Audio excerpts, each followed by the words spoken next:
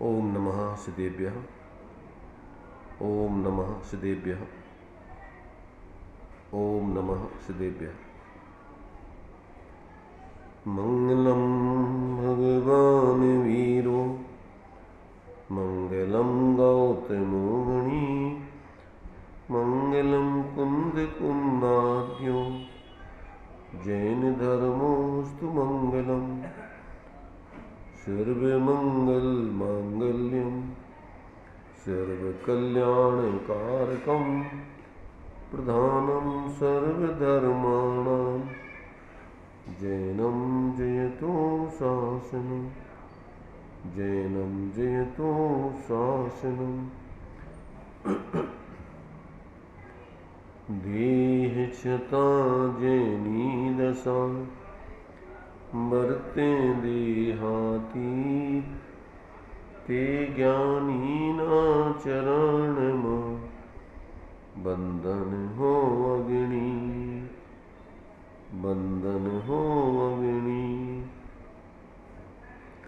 सकल विभाव अभाव कर किया आत्म कल्याण परमानंद सुबोधमय नमो सिद्ध भगवान नमो सिद्ध परमात्म को अक्षय बोध स्वरूप जिनने आत्म आत्ममय पर जाना पर रूप त्रिविध रूप सब आत्मा मैरातम पद छे अंतरयातम होय कर परमात्म पद वेद अंतरयातम होय कर परमात्म पद वेद।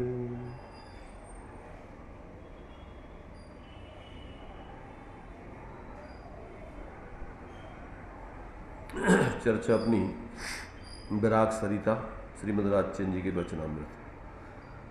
अभी अपनी चर्चा 327 नंबर तक के वचनों की हो गई थी। इस 327 नंबर के वचन में सत्पुरुष के वचन सुनना दुर्लभ है, श्रद्धना दुर्लभ है, विचारना दुर्लभ है, तो अनुभव ना दुर्लभ हो तो इसमें क्या आश्चर्य है। ये वचन अपन ने पहले पढ़ लिया था। तो इसका भाव तो यही था कि इस काल में सत्पुरुषों का मिलना ही दुर्लभ है, तो उनके वचन होना मिलना तो दुर्लभ है ही।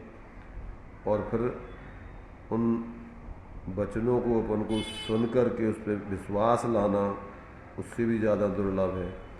विश्वास ला करके फिर उस पर विचार करना, विचार करके फिर उसमें अपना हिताहित जान करके हित समझ करके उसमें मैंने उसमें अपना जो है अहित का परिहार और हित की प्राप्ति होना लग करके फिर उसमें जिसमें शुद्धात्म तत्व का स्वरूप बताया जाता है उसके लिए फिर प्रैक्टिकल करके अनुभव करके उसकी प्राप्ति करना, ये सब दुर्लभ से दुर्लभ जानना चाहिए इस काल में। ये बात इसमें सिद्ध की थी। अब आगे 328 नंबर का वचन है। उपदेश ज्ञान अनादि से चला आ रहा है। अकेले पुस्तक से ज्ञान नहीं होता। पुस्तक से ज्ञान हो तो पुस्तक को मोक्ष हो जाए। सद्गुरु की आज्ञा प्रमाण चलना, इसमें भूल जाए तो पुस्तक अवलंबन भूत है। चैतन्यपना याद करे तो चैतन्यपना प्राप्त हो। हाँ, इसमें इन्होंने इस बात को सिद्ध किया कि उपदेश ज्ञान तो अनादिकाल से परंपरा से चला आ रहा है, चलता रहेगा। अब चूंकि भरत क्षेत्र में उपदेश चूंकि 60 कालों का परिवर्तन होता है, इसलिए चौथे काल में ही तीर्थंकर आदि होते हैं और 3 कालों में तो भोगभूमि होती है। इस वर्तमान के हुंडा और सर्पणी काल के दोष से तीसरे काल में ही तीर्थंकरों का जन्म होना और उसी तीसरे काल में उनका उपदेश आदि होकर के मोक्ष होना, ये अपवाद था। परंतु अन्य सामान्य कालों में भरत क्षेत्र में तो चतुर्थ काल में तीर्थंकर आदि महापुरुष होते हैं। भोग भूमि में तो कोई इस प्रकार से जो है ये परंपरा मूल रूप से मोक्ष मार्ग की चलती नहीं है, उपदेश आदि की। वैसे तो बाहर से आकर के कोई मुनिराज आदि किन्हीं अन्य भव्य जीवों के लिए संबोधन आदि कर सकते हैं, वो एक अलग बात है। परंतु यहाँ जो एक परंपरा चलती है क्रम से तीर्थंकरों के बाद गणधर आदि के माध्यम से, आचार्यों से, अन्य ज्ञानियों से, तो अभी जो परंपरा अपनी चली आ रही है भगवान महावीर स्वामी के उपरांत, तो वो एक दूसरे को उपदेश दे करके, संबोधन करके और आत्महित का मार्ग बतलाते हैं। तो कहते हैं ये पुस्तक तो कब काम में आती है, ग्रंथ तो जब काम में आते हैं कि जब विस्मरण होने लग जाए। इस काल में भी यही हुआ था कि जब धरसेनाचारी देव को जो क्रम से अंग पूर्वों का ज्ञान आचार्य परंपरा से चला आ रहा था और वो सब धीरे धीरे विच्छेद होता गया, अंत में एक अंग के कुछ अंश का ही ज्ञान रह गया। तो उनके ज्ञान में आया कि भैया ये भी लोप हो जाएगा, आगे लोगों की बुद्धि क्षीण होती जा रही है। तो फिर उन्होंने इसको लिपिबद्ध करके और रखा था, और अब उसके माध्यम से फिर लोगों ने जो है उसको पढ़ समझ करके उसमें जो ज्ञानियों का भाव था उसको जो है फिर उपदेश के रूप में एक दूसरे को समझाते। तो यहाँ ये कह रहे हैं कि उपदेश ज्ञान अनादि से चला आ रहा है, अकेले पुस्तक से ज्ञान नहीं होता। सम्यक्त में 5 लब्धियों में देशना लब्धि है, क्षयुप्सम विशुद्धि देशना प्रायोगकरण। तो यहाँ देशना का मतलब ही है ज्ञानियों के द्वारा दिखाना, अपने अनुभव से अन्य जीवों के लिए वस्तु स्वरूप को दिखाना, समझाना। तो क्योंकि जो व्यक्ति स्वयं उसका भाव भाषण करके जीवन जीता है, वही सामने वाले की भूमिका अनुसार उसको बता सकता है। और लोक में भी अपन देखते हैं, डॉक्टरी की पढ़ाई कोई दूसरे डॉक्टर ही करा सकते हैं, पुस्तकों से नहीं होती। कॉलेजों में, स्कूलों में उनके लिए जो उसके जानकार होते हैं वही उसको पढ़ा करके समझाते हैं, प्रैक्टिकल आदि कराते हैं, देखते हैं। तो ये तो और ऊंचा भेद विज्ञान है। इसमें तो जो है जो अंतर में अपने लिए स्वरूप का बोध है जिन जीवों को होता है, वही उसकी विधि अन्य जीवों को समझा सकते, बता सकते। पुस्तकों से वो नहीं समझ सकते, और पुस्तकों से इस जाति का ज्ञान होता भी नहीं है। जिन जीवों के लिए सम्यक्त आदि होता है, छायक सम्यक्त होता है, तो केवली सुत केवली आदि के पादमूल में होता है, किन्हीं ग्रंथों के माध्यम से नहीं होता है। तो ये बात यहाँ इन्होंने बतलाई है कि उपदेश ज्ञान अनादि से चला आ रहा है। एक दूसरे ज्ञानी एक दूसरे जीवों को संबोधन करते हुए और फिर अन्य जीवों के लिए वो संबोधन करते हैं, और फिर उनके लिए उस प्रकार का अपने अंदर में निर्णय करके भाव भाषण करते हुए वो ज्ञानी बनते हैं। तो कहते हैं अकेली तुम सोचो कि पुस्तक से ज्ञान हो जाए, कहते हैं ऐसा संभव नहीं है। क्यों? कि पुस्तक तो स्वयं जानती नहीं, वो तुम्हें क्या ज्ञान कराएगी। उन सब शास्त्रों में शब्द लिखे हैं, उनके भाव को, उनके अर्थ को, उनके मर्म को तो ज्ञानी ही समझ सकते हैं, ज्ञानी ही बता सकते हैं। इसलिए शास्त्रों में शब्द हैं, उनके मर्म ज्ञानियों के हृदय में होते हैं। जब तक वो ज्ञानी उन शास्त्रों के अर्थ के मर्म को नहीं समझाते, तब तक अन्य अज्ञानी जीवों को अपनी भ्रांति दूर होती नहीं है और भेद विज्ञान पूर्वक स्वरूप की उपलब्धि होती नहीं। इसलिए यहाँ पर कह रहे कि उपदेश ज्ञान अनादि से चला आ रहा है, अकेले पुस्तक से ज्ञान नहीं होता। यदि पुस्तक से ज्ञान हो तो कहते पुस्तक को ही मोक्ष हो जाएगा। फिर अगर पुस्तकों से ज्ञान होता हो तो पुस्तक में तो ज्ञान है नहीं, शब्द लिखे हुए हैं, वो तो वाचक वाच्य नियोग से उसका अर्थ ज्ञानी उसको समझाएंगे तभी समझ में आएगा, अन्यथा उसके अर्थ के अनर्थ जो सिद्धांत आदि के जो परिभाषाएं आदि होती हैं, शब्दों के जो अर्थ आदि होते हैं, तो वो जो है वो ज्ञानी ही बता सकते हैं।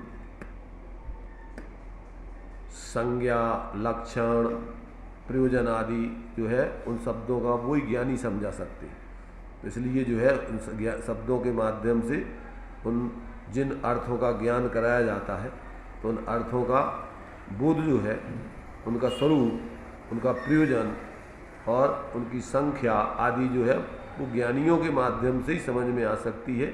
कोई भी अज्ञानी अनादिकाल से तो वैसे ही उनके लिए बोध नहीं है और वो अपने आप नहीं जान सकते। इसलिए कहते हैं कि जो ज्ञान की उपदेश ज्ञान की जो परंपरा है वो कोई आज की नहीं है, अनादिकाल से परंपरा चलती रहती है, चल रही है और चलती रहेगी। तो जिन जीवों को वास्तव में आत्मबोध होता है, सम्यक ज्ञान आदि होता है, वो अन्य ज्ञानियों के सानिध्य में ही समझ करके अपने अंदर से ही पैदा तो होता है अपने से ही, पर उसमें जो है मूल में जो है जो उसके ज्ञाता होते हैं वही उसका यथार्थ स्वरूप समझा कर तुम्हें अंतर्मुख होने की प्रेरणा दे सकते हैं और वैसी विशुद्धि ज्ञानियों के सानिध्य में ही बनती है। इस बात को जो है इस 328 नंबर के वचन में कहा है। इसमें आगे इन्होंने लिखा कि सद्गुरु की आज्ञा प्रमाण चलना, अर्थात जिस विधि से सभी ज्ञानी जीव अपने स्वरूप की उपलब्धि करके मोक्ष मार्ग और मोक्ष की सिद्धि करते हैं, सबके लिए वही विधि वो बताते हैं।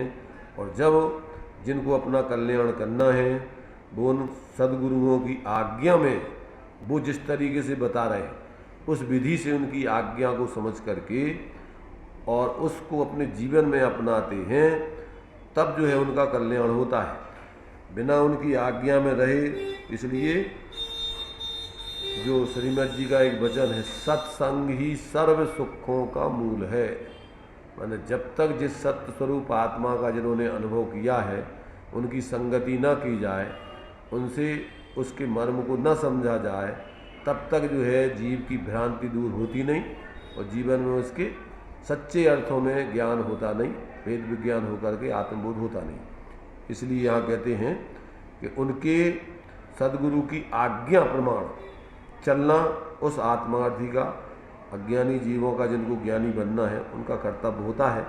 अगर कदाचित उनके दिए हुए वचन उपदेश भूल जाएं तो फिर जो पुस्तकों में लिखी रहती हैं वो बातें फिर उसको अवलंबनभूत हैं, अर्थात याद करने के लिए कि भाई उन्होंने हमें ये जो उपदेश दिया था वो हमारे लिए याद नहीं रहा, क्या कहा था, तो उस पुस्तक में देख करके फिर वो उपदेश को अपने जीवन में समझ करके और फिर प्रयोग करना। तो इस प्रकार से जो जीव उस प्रकार जब भूल जाएं ज्ञानियों के उपदेश को, तो फिर पुस्तक में देख करके उसका अवलंबन ले करके फिर उस भूली हुई चीज़ को भी स्मृति में ले करके और जीवन में प्रैक्टिकल करें। और मूल में फिर क्या है, सब प्रकार से समझकर जो समय सार जी की 186 नंबर की गाथा है सर, जो जानता है शुद्ध को वह शुद्धता को प्राप्त हो, जो जानता अभिशुद्ध को अभिशुद्धता को प्राप्त हो। तो जब जीव अपने उस निःशुद्धात्म तत्व को ज्ञान में लेकर के और उसका अवलंबन करता है, अपने ज्ञान में याद करके उसका आश्रय लेता है, तो वैसा हो जाता है। अर्थात अपने को जैसा भाता है वैसा पर्याय में हो जाता है। क्योंकि जैसे तरल पदार्थ होता है, जिस बर्तन आदि में डालो उस बर्तन के आकार ढल जाता है, ऐसे ही अपना ज्ञान अनादिकाल से बहिर्मुखता को लक्ष्य कर करके बहिर्मुखी हो रहा है। और जब ये ज्ञानियों के माध्यम से अपने उस निःशुद्धात्म तत्व को समझकर और उसका अवलंबन करता है, तो अपना उपयोग, अपनी परिणति अपने स्वभाव के आकार ढल करके और उस मय हो जाती है। और चूँकि वो आत्मा स्वयं है और माने कथनचित उसमें द्रव्य स्वभाव पर्याय स्वभाव का अतद्भाव रूप भेद है, वस्तुपने से वो अभेद है। इसलिए जब वो पर में तो ढल करके उस रूप वो होती नहीं है, राग द्वेष मोह के भाव होते हैं, पर पदार्थ अपने में आते नहीं, अपन पर में जाते नहीं।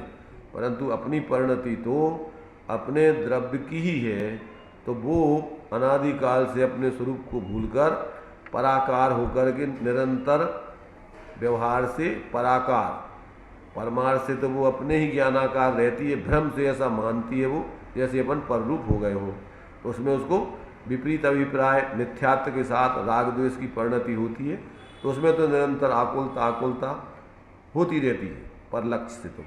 तो इस प्रकार से जब ये परलक्ष्य छोड़कर और अपने स्वरूप के आकार ढलती है, तो चूंकि आत्मा अभेद दृष्टि से देखा जाए तो द्रव्य और पर्याय स्वभाव एक ही वस्तु है, उसमें ढल करके वो बिल्कुल उस रूप परिणमित हो जाती है और उसके अनादिकालीन अज्ञान का मिथ्यात्व का भाव होकर मोक्ष मार्ग की सिद्धि हो जाती है।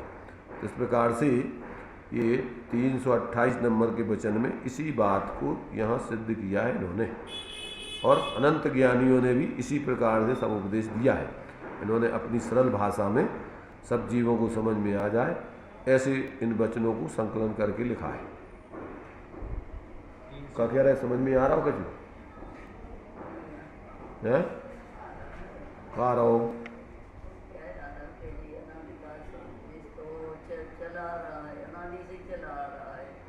पुस्तक से ज्ञान थोड़ी होता, पुस्तक तो अचेतन है, उसमें तो ज्ञान है ही नहीं, तो उससे ज्ञान नहीं होता। तो ज्ञान से पुस्तक को तो अगर ज्ञान हो तो पुस्तक को भी मोक्ष हो जाए। और सदगुरु की आज्ञा में प्रमाण करना है, जितने आत्मानुभव कर लिया है उन्होंने जैसी आज्ञा दी है, जैसा बताया है उसी को समझ कर तो वो बात भूल जाए तो पुस्तक अवलंबन है, वाचक संबंध है, इसलिए पुस्तक का अवलंबन लेना। तो अपने चैतन्य बने को याद करो, यानी अपना चैतन्य में स्वयं अपने चैतन्य पर को याद करो तो चैतन्य बना प्राप्त हो जाए। किससे कहा ये? मेरे से कहा, मेरे से कह रहे हैं कि मुझे भाई इनने तो जिस विधि से अपने स्वरूप की उपलब्धि की है वो अपना अनुभव बता रहे हैं। सर्वि अरहंत ने विधि नष्ट की ने जिस विधि, वो अपने अनुभव से तुम्हारे लिए बता रहा है कि हमने तो अपना ऐसे अपने स्वरूप की प्राप्ति करके और सुखी हुए हैं, और अगर तुम्हें सुखी होना है तो देख लो तुम, और नहीं होना है तो तुम जानो। तो अभी अपन जो है कि ऐसा लिखा है, ऐसा करना चाहिए, पर कर रहे कि नहीं कर रहे अपन ऐसा, ये तो उपदेश हो गया, पर अपन अपने जीवन में क्या उसका प्रयोग कर रहे हैं?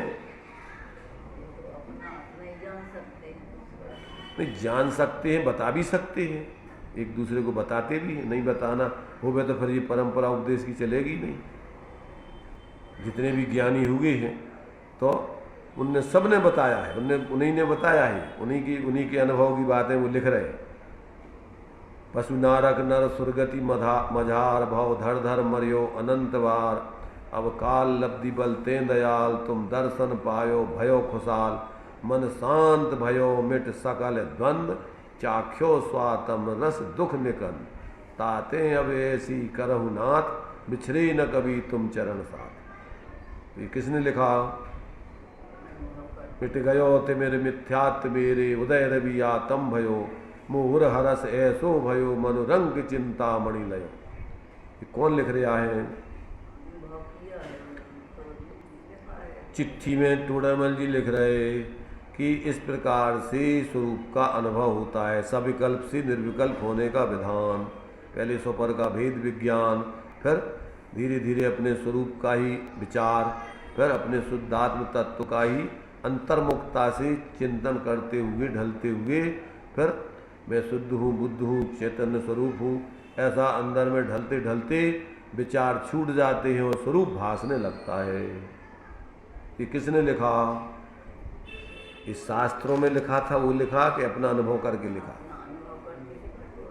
तो ये जो है जितने भी ज्ञानी हुए हैं, ऐसा अनुभव कौन से गुणस्थान से? तो कहते चौथे से ही सम्यक एकांत, इसमें भ्रम नहीं कि चौथे में भी होता है, कि आगे पांचवें में होता है, कि और आगे होता, चौथे से ही होता है, ये सिद्ध किया। देखो कभी कदाचित कोई जीव मान लीजिए सीधे मुनि बन गया अज्ञान दशा में, मिथ्या दशा में, और फिर उसने सीधा प्राप्त किया मिथ्या से, तो चौथी से सातवां भी हो सकता है।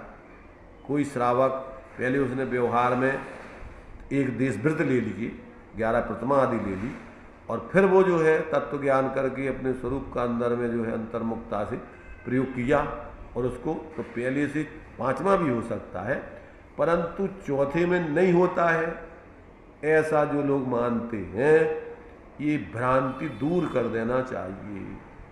मोक्ष मार्ग जहाँ से चालू होता है वो आत्मा के आश्रय से होता है, पराश्रय से नहीं होता है, ये ध्यान में आ जाना चाहिए। और माने साधक व्यक्ति अभी अवरत दशा में रह करके चारों गति के जीवों को सम्यक होता है, तो वहाँ तो व्यर्थ होता ही नहीं है। अगर तो आत्मा को अनुभव नहीं होगा तो कहाँ से फिर वे सम्यक दृष्टि बनेंगे? ये अपन को निर्णय करने चाहिए। जिन लोगों को इस प्रकार का भ्रम है कि आत्मा का अनुभव इस काल में नहीं होता है, उस भ्रांति को तोड़ना चाहिए पहले तो। क्यों कि अगर इस काल में तुम चौथे आदि गुण स्थान में अनुभव नहीं मानोगे तो प्रैक्टिकली नहीं करोगे। जब तुम्हें यही नहीं पता कि कहाँ से मोक्ष मार्ग होता है, तो निचली भूमिका में रह करके तुम उसका प्रयोग करोगे ही नहीं। इसलिए पहले तो आपके लिए तत्व का निर्णय दो टूक होना चाहिए कि संगी पंचेंद्री जीव ऐसा तत्व निर्णय करके अपने स्वरूप का अंतर्मुखता से अनुभव कर सकता है। और अब वो चूंकि ऊपर की भूमिका और गुण स्थानों की स्थिति वो बाहर में फिर सम्यक ज्ञानी हुए बहुरी दृढ़ चारत लीजिए, एक देश अनु सकल देश तसु भेद कहीजिए। तो ये क्रम आगे फिर बढ़ने के लिए है कि बाहर से निर्वृत्ति करते जाओ और अंदर में स्वरूप की विशेष प्रवृत्ति करते जाओ। अब वो पूर्ण जो है स्वरूप की प्रवृत्ति के लिए अभी इसमें वचन आया था कि मनुष्य देह के अलावा और कोई नहीं कर सकता है। राजमार्ग की प्राप्ति पूर्वक मोक्ष की सिद्धि सिर्फ मनुष्य पर्याय में ही हो सकती है। इस वस्तु व्यवस्था है, इसमें किसी प्रकार किसी का ये जो है व्यक्तिगत सुझाव नहीं है, ये तो मार्ग है अनादिकाल। ऐसा कि ज्ञान में जब तक नहीं आएगा तब तक लोगों का उस जाति का पुरुषार्थ ही नहीं है। और क्षयुपसम ज्ञान बढ़ाते जाओ, ज्ञान जिंदगी निकल जाए तो भी तुम्हें अनुभव नहीं होगा। और एक सामान्य व्यक्ति भी इतनी बात अंदर में समझ करके अपने स्वरूप का निर्णय करके और शास्त्र ज्ञान नहीं हो और वो आत्मानुभव कर सकता है। इसलिए प्रक्रिया जब समझ में आ जाती है और अंदर में उसकी धगस तीव्र होती है तो उस व्यक्ति के लिए आत्मबोध होता ही है। उसके लिए रोकने में दुनिया की कोई ताकत नहीं है। वो उनका एक वचन है तुम्हारे से बहन श्री का, जो वैसे तो शास्त्रों का ही है, कि अंतर से जो व्यक्ति को भावना पैदा होती है वो भावना क्यों कि भावना भवनाशनी और भावना भवकारिणी। संसार में तुम भटक रहे हो तो अपने मोह भावों से, और संसार से पार होगे तो अपने ही ज्ञान पूर्वक के स्वरूप की भावना और उसके अवलंबन से।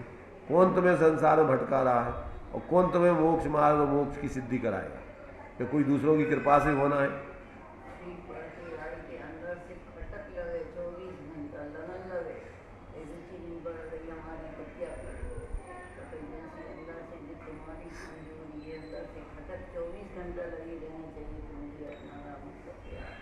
नहीं, खटक को मतलब का हो तो खटक जाना तो कोई दरवाजो खटखटा रहो है और निरंतर खटखटाते रहे तो अरे हम जो कह रहे हैं वो समझो।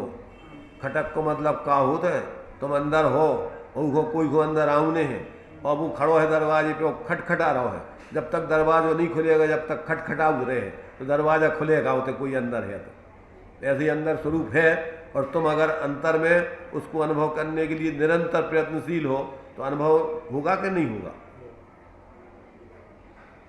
तो ये जो है जब तक व्यक्ति को इस प्रकार से अंदर की तीव्र धगस नहीं होती प्राणपण से, जब तक उसको और कुछ रुचि होती है, जो दिया ना कि जब तुम्हें सब तरफ से थक जाओ तब तुम्हारे लिए जो है ये स्वरूप की प्राप्ति होती है। और जब तक तुम्हारे लिए अभी बाहर में कुछ लग रहा हो कि और इतने मिल जाए, जो कर ले वो कर ले, तो अबे कर लो पहले पूरा। इसलिए ऐसे व्यक्ति को स्वरूप का बोध नहीं होता। जब सविद संसार सारा, बाहर में कहीं कुछ नहीं है, बस हमें तो अब चाहिए, बस चाहिए, तब ऐसी जो अंदर में जैसे व्यक्ति पानी में डूब रहा हो और उसके लिए तो कि श्वास हमें चाहिए, अगर श्वास नहीं लेंगे तो मर जाएंगे, ऐसे ही अगर हमें वो आत्मबोध नहीं हुआ तो हम मर रहे हैं अनादिकाल से। ऐसे ही अंदर में इतनी तीव्र पीड़ा, जैसे पानी में डूबे हुए व्यक्ति को सांस लेने के लिए एकदम पूरे ताकत के साथ बाहर निकल के सांस लेता है, ऐसी तड़प जब तक नहीं होगी तब तक उसके लिए आत्मबोध नहीं हो सकता है। तो ये जो है एक एक वचन जो है ज्ञानियों के बहुत ही गहराई और मर्म को लिए होते हैं। जब तक हम उसकी उनके उन अभिप्राय को और उसकी अंदर में उस जाति की तड़प अपने अंदर पैदा नहीं हो, उस प्रकार का पुरुषार्थ नहीं हो, तब तक किसी को हुआ नहीं होने की व्यवस्था नहीं। तो ये 228 नंबर के वचन में, हाँ 328 नंबर के वचन में यही प्रेरणा दी गई है। 329 आत्मा अरहंत पद विचारे तो अरहंत हो। अरहंत नहीं लिखा, अरहत पद विचारे, अरहम, इसमें अरहंत लिखा है, अरहंत लिखा, इसमें अरहम लिखा। तुम्हारे में है? नए वाले में तो अरहंत पुरानी है, पुरानी में लिखा है अरहंत। चलो तो कोई बात नहीं, एक ही बात। चलो अरहंत पद विचारे तो अरहंत हो, सिद्ध पद विचारे तो सिद्ध हो, आचार्य पद विचारे तो आचार्य हो, उपाध्याय पद विचारे तो उपाध्याय हो, स्त्री रूप विचारे तो स्त्री, अर्थात जो स्वरूप विचारे उस स्वरूप भावात्मा हो जाता है। देखो यहाँ विचारे का मतलब क्या होता है, यहाँ विचारे से मतलब क्या लेना है, एकत्वपने रूप परिणमन। यदि आप अपने को निरंतर संसार की भावना भाते रहते हो, शरीर आदि रूप अनुभव करते रहते हो, तो शरीर संयोग रूप में मिलते रहते हैं, उस अवस्था को प्राप्त करते रहते हैं। और यहाँ यदि आप जो अपन ये पढ़ रहे हैं ना कि अरहंत सिद्धाचार्य पाठक साधु और परमेष्टिपण सब आत्मा की अवस्थाएं काय में से आती हैं, आत्मा की अवस्थाएं काय में से पैदा होती हैं, आत्मा में से। तो जो अंदर में अपनी आत्मा को उस रूप में जिस रूप में भाता है, माने अपने रूप में भाएगा, तो अपने रूप में भाने पर क्रम से उसमें से जो जो मोक्ष मार्ग की अवस्थाएं पैदा होना है उसमें से हो जाएंगी। यदि मोक्ष की है कामना तो जीव नरक को जानिए, पहचानिए, उसका अनुचरण कीजिए। तो जो जीव इस प्रकार से अपने को अपने रूप चैतन्य स्वरूप भाता है, आत्मरूप भाता है, तो आत्मरूप भाने वाले को यहाँ पर क्रमशः सम्यक दृष्टि पद क्रम से पंच परमेष्टि आदि के पद प्राप्त होते हैं। वे कोई बाहर से कोई दूसरा नहीं देता है, कौन देगा? अन्य लोग यही मानते हैं, जाकी रही भावना जैसी तीन मूर्त पाई प्रभु तैसी। अपने को जिस रूप में भाओगे उस रूप में पर्याय में तुम परिणत हो जाओगे। इसलिए कह रहे कि आत्मा अरहम पद विचारे तो अरहत हो जाता है, सिद्ध पद विचारे तो सिद्ध हो जाता है, आचार्य पद विचारे तो आचार्य हो जाता है, उपाध्याय पद को विचारे तो उपाध्याय हो जाता है, अपने को स्त्री विचारे तो स्त्री हो जाता है। जिस रूप में भाता, अब स्त्री को कौन बनाता है? चारों गति के जीव पद जो है कौन देता है? अपनी ही उल्टी भावना से, मिथ्यात्व की भावना से, अपने को उस रूप अनुभव करने से उस जाति का कर्मों का आश्रय बंद होता है, वैसी वैसी गतियाँ प्राप्त होती। तो अपने को जैसा तुम ध्याओगे भाओगे वैसे ही पाओगे पर्याय में। तो ये बात बता रहे कि तुम अपने को क्या निरंतर अनुभव करते हो। सम्यक दृष्टि अपने को क्या अनुभव करते हैं? चिन्ह मूरत दृगधारी की मोहे रीत लगत है अटापटी। बाहर में उदय की स्थितियाँ कोई भी गति की हो, बाहर नरक की अवस्था हो, चाहे देव की अवस्था हो, चाहे मनुष्य की हो, चाहे त्रयंच की हो, परंतु वो क्या अपने को क्या जानते हैं? अपने को चैतन्य स्वरूप ही निरंतर अनुभव करते हैं। इसलिए वो पर्याय में उस रूप होकर के वो चैतन्यमय हो जाते हैं, सिद्ध दशा को पा लेते हैं, पर्याय में शुद्ध दशा को पा लेते हैं। तो ऐसा अपने लिए यहाँ पर ये सूत्र है। अब अपन देखेंगे 24 घंटे अपन अपने को क्या विचार चलते रहते हैं, अपन रात दिन अपने को क्या अनुभव करते हैं। अपने लिए अपन पंडित अनुभव करते हैं कि आदमी जीव अनुभव करते हैं कि उसमें अपन को क्या क्या अनेक प्रकार की जो भी मिथ्यात्व की दशाएं या संख्यात लोक प्रमाण है, अपने स्वरूप को छोड़ के अन्य कुछ भी अनुभव करें। देखो पहले तो विचार में निर्णय होना चाहिए, विचार निर्णय के बाद भावना और परिवर्तन और वैसा परिणाम। जैसे अपन बोलते 10 लक्षण पर्व मना रहे हैं, तो 10 लक्षण धर्मों का पहले विचार होगा, फिर उस धर्म को प्राप्त करने की भावना होगी, और फिर स्वरूप में ढल करके 10 लक्षण रूप परिणमन होगा। अभी जिनके जीवन में अभी पहले विचार ही नहीं होते सही, पहले तो सब में विचार चालू हो और विचार भी में संतुष्ट नहीं हो, फिर भावना उस जाति की। भावना माने क्या?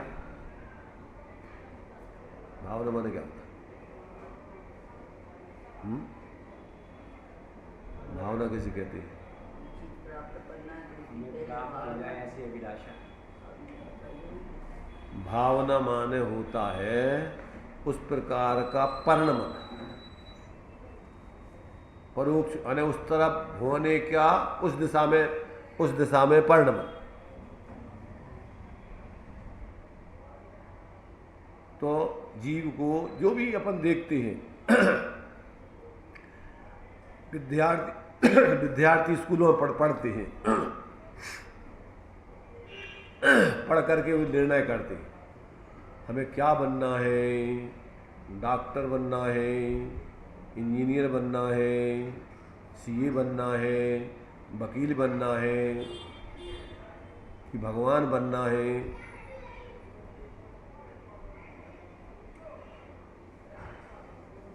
क्या जब वो पढ़ते हैं, अब चूंकि लौकिक पढ़ाई पढ़ोगे तो लौकिक बनने की भावना पैदा होगी, क्योंकि जिस विषय का जानकारी मिलेगी उसी में विचार होंगे, उसी में फिर भावना होगी, उसी प्रकार का परिवर्तन होगा, वैसे बन जाओगे। अब सोचते हैं कि हमें डॉक्टर बनना है तो रात दिन उसकी जानकारी करने में लगे रहते हैं, 15-16 घंटे लगे रहते कि नहीं। ट्यूशन वही पढ़ते हैं, बीमारियाँ, रोग, दवाइयाँ, औषधियाँ, दिमाग में वही भरते रहते हैं कचरा। तो क्या होता है कि दिमाग इनका इससे भर जाता है, अब खाली नहीं है, तो आगे अब तुम्हारे लिए आत्मबोध तो होगा कहाँ से, क्योंकि जगह तो तय है, उसमें तुमने दूसरा भर लिया, तब अब इसको अपने स्वरूप को प्राप्त करने की जगह कहाँ है। जानकारी करते रहना अलग चीज है और खाली करके उसमें भरना अलग चीज है। जिस चीज की रुचि होती है जीव उसी में लगा रहता है रात दिन। तो जिसको अभी स्वरूप की रुचि नहीं है और सब खाली करके एकमात्र स्वरूप के लिए ही निरंतर उसकी प्यास, जैसे पपीहा होता है, प्यास आहू प्यास आहू प्यास आहू, एक ही धुन, और कुछ नहीं चाहिए उसको, पानी चाहिए उसको। पानी मिलता है, प्रकृति से बरसात होती है और वो पानी पीता है। तो ऐसे ही जिसको अंदर की प्यास जगती है तो अंदर तरफ फिर वो उसका जो है उसको पाने के लिए उस जाति का प्रयत्न करता है, तो उसकी उपलब्धि होकर के वो उस जाति का परिणमन कर जाता है, बन जाता है। अब जिसको अभी प्यास नहीं हो, प्यास एक होता है, देखो अपन को विचार, जानकारी, एक होती है उसकी पाने की रुचि, भावना, प्रयत्न, और फिर उसकी उपलब्धि। तो जानकारी तो अपने दिमाग में बहुत सारी है, अब तुम्हारा कहाँ परिवर्तन चल रहा है, कहाँ तुम्हारी रुचि लग रही है, कहाँ तुम्हारी ताकत लग रही है, वही मिलेगा। अब जिनको देखो एकमात्र स्वरूप को छोड़ के बाकी तो कुछ मिलना नहीं है, बाकी तो संकल्प विकल्प और आकुलता के अलावा कुछ नहीं, बाकी की चीज़ें तो मिलती नहीं है, बाकी की चीज़ें तो भ्रम से मानते हो गए। जैसे हम डॉक्टर बन गए, क्या बन गए डॉक्टर? अपने ज्ञान में पर शरीर आदि के संबंध में जानकारी करके और तत्संबंधी भ्रांति में पड़े हो। बीमारी ठीक होना नहीं ठीक होना प्रत्येक जीव के अपने अपने पुण्य पाप कर्मानुसार है। तुम तो सिर्फ अपनी बुद्धि लगा करके रात दिन अपना उपयोग का दुरुपयोग कर रहे हो। क्या कर रहे? संसार में रहने की व्यवस्था बन रही तुम्हारी। तो प्रज्ञा चक्षु की 3 वाक्य कौन से हैं? बिना पाप की बीमारी नहीं होती, बीमारी दवाइयों से अच्छी नहीं होती, बीमारी से कोई मरता नहीं। राजेश का कही ने बीमारी से पाप से बीमारी होती है। अब बोलो। हाँ हाँ और बीमारी से कोई मरता नहीं, दवाई से कोई ठीक होता नहीं। देखो ये सिद्धांत है त्रैकाल है, बिना पाप के बीमारी नहीं होती नहीं होती नहीं होती। कैसे होती बीमारी? पाप से ही। बिना पाप की बीमारी नहीं होती। और दवाइयों से, अच्छी नहीं होती, कुछ ही नहीं अगर दवाइयों से ठीक हो जाए तो कोई मरे ही नहीं। होती। और बड़े बड़े डॉक्टरों के यहाँ जा कर के सब हाथ उठा देते, डॉक्टर भैया हमारा बस की नहीं है। अब तो इनको दवा की जरूरत नहीं है, दुआ की जरूरत है भगवान की। अब तो भगवान की दुआ दे उन्हें। तो अब देखो, बिना पाप के बीमारी होती नहीं, दवाइयों से बीमारी ठीक होती नहीं। जब तुम्हारे पाप का उदय क्षीण हो जाएगा तो दवाई निमित्त आरोप आ जाएगा डॉक्टर आरोप। अगर पाप का उदय क्षीण नहीं होगा तो किसी में ताकत नहीं है कि तुम्हारी बीमारी को दूर कर दे। और कितनी बीमारी को बाप बना रहा है, जब तक आयु कर्म है तब तक उसको कोई मार नहीं सकता है। मर सकता है वो बीमारी से? नहीं मरेगा। तो ये जिसको समझ में आ जाता है तो वो एक व्यवहारिक दृष्टि से एक व्यवस्थाएं उपयोग लगाता तो है, पर ऐसा नहीं लगाता है कि वो बिल्कुल सिद्धांत बना लेता है कि इससे हम कर ही देंगे। कोई डॉक्टर, कोई नीम हकीम ये गारंटी नहीं दे सकता कि हम तुम्हें बचा लेंगे, हम तुम्हें ठीक कर देंगे। ऑपरेशन करने वाले लिखवा लेते पहले कि अगर तुम बीच में मर जाओगे तो हम जिम्मेदार नहीं हैं, लिख के दो पहले। तुम सोचो हमारे ऊपर लगा दोगे, तुमने ऑपरेशन करके हमारे मरीज को मार डाला, तुम अपनी जिम्मेदारी पर ऑपरेशन करा रहे हो और जिम्मेदारी पर जिंदा रहोगे तुम जानो, मरोगे तुम जानो, हम जिम्मेदार नहीं है। हमसे तो तुम कह रहे कर दो ऑपरेशन, हम करें दे रहे, हम तो सतर्कता से ऑपरेशन करें। सतर्कता बगैर सतर्कता तुम्हारे उदय के अनुसार है कि तुम सतर्क तुम्हें मन में हुई है तो उल्टो सुल्टो कर दे वो केजी छूट जाती तो वो उदय अनुसार उसकी सतर्कता बगैर सतर्कता चलेगी। वो भी उदय के अधीन है। बुद्धिपूर्वक प्रयत्न तो किया ही जाएगा, परंतु फिर भी मूल तो संबंध उसका उदय से जुड़ता है, उसी प्रकार की उसकी व्यवस्था बनती है उदय अनुसार। ऐसा जिसको ज्ञान हो जाता है वो एक मत से अपनी पूरी ताकत कि ये कार्य अपन को करने लायक है, बाकी सब कार्य उदय अनुसार होने वाले हैं, ऐसा जो है वो अंदर में अपनी ताकत को पूरा सब संसार से हटाकर और एकमात्र अपने उस एकत्व भक्त आत्मा में समर्पित करता है तो उसका कार्य होता ही होता है, उसको कोई रोकने में समर्थ नहीं। तो इस प्रकार से ये जीव जिस प्रकार की अंदर जो भावना भाता है उस प्रकार से हो जाता है। तो ये कह रहे हैं विचार करके उस प्रकार की भावना भाने वाला अपने को अगर चैतन्य रूप में ध्याता है तो चैतन्य रूप पर्याय में परिणमित होकर के अभेद होकर के उस प्रकार से ढल जाता है। और ये जो है अरहंत, सिद्ध, आचार्य, उपाध्याय आदि अथवा मिथ्या दशा में फिर अपने को स्त्री शरीर आदि रूप इस प्रकार से जो अपने को विचार करता है उस प्रकार का भाता है तो इस प्रकार से हो जाता है। क्यों कि स्वरूप से भावात्मा माने उस स्वरूप भावात्मा माने भावात्मक रूप में वो वैसा पर्याय में ढल जाता है। इस प्रकार से संसार के जितने पद हैं वे सब औपचारिक, औपचारिक का मतलब ऊपर ऊपर, उस रूप सर्वथा होते नहीं है। वो जिस पर्याय में गए तो उस पर्याय के आकार से व्यवहार से हो गए, परमार्थ से तो वो अपने आत्मा आकार ही रहते हैं। अणुगुरु देह प्रमाणो उपसंहारा प्रसपदो चेदा निश्चय क्या है? अणुगुरु देह प्रमाणो उपसंहारा प्रसपदो चेदा असमय दो व्यवहारा निश्चय नय दो असंख्य देश होगा। निश्चय से तो वे अपने असंख्यात प्रदेश चैतन्य स्वरूप ही रहते हैं, वो कभी उस देह आदि रूप में नहीं होते। व्यवहार से उपचार से वो उस रूप में ढलते हुए उसके निमित्त से वैसा व्यवहार में होते हैं। परमार्थ से तो वे अपने असंख्यात प्रदेशी चैतन्यपने को नहीं छोड़ते।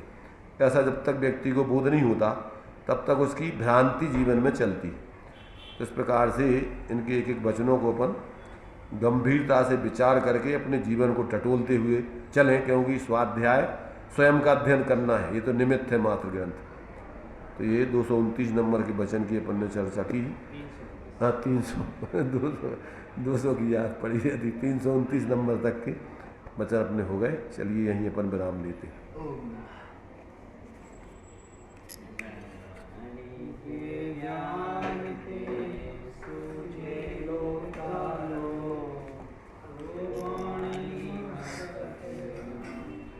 सदा देते हूँ